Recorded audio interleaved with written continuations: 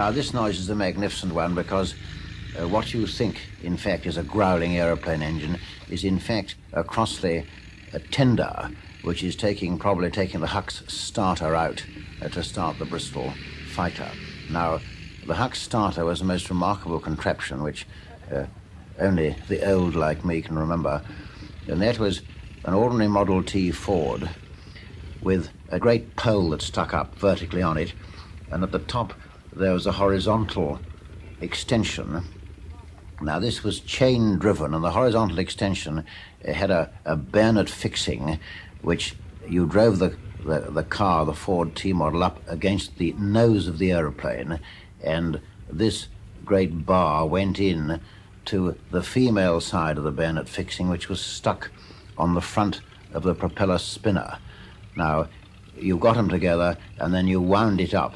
You put your foot on the throttle of the T model engine and engaged the clutch which drove the starter, and the thing simply wound the propeller round. And when it fired, the Huck starter was automatically thrown out from the propeller spinner. And this was the way, in the early days, all engines, or not the so early days, but the Royal Air Force early days, that all the engines were started, and it saved problems with electrical batteries and that sort of thing. And now you can hear this Bristol fighter starting.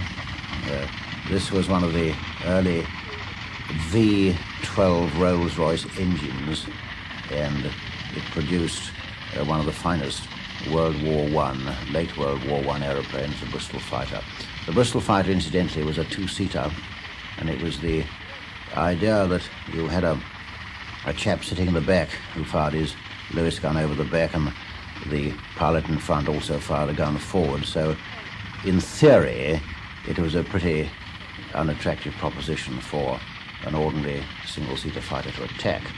In actual fact, of course, the single-seater fighter with forward-firing gun and greater maneuverability and speed was usually the better in combat.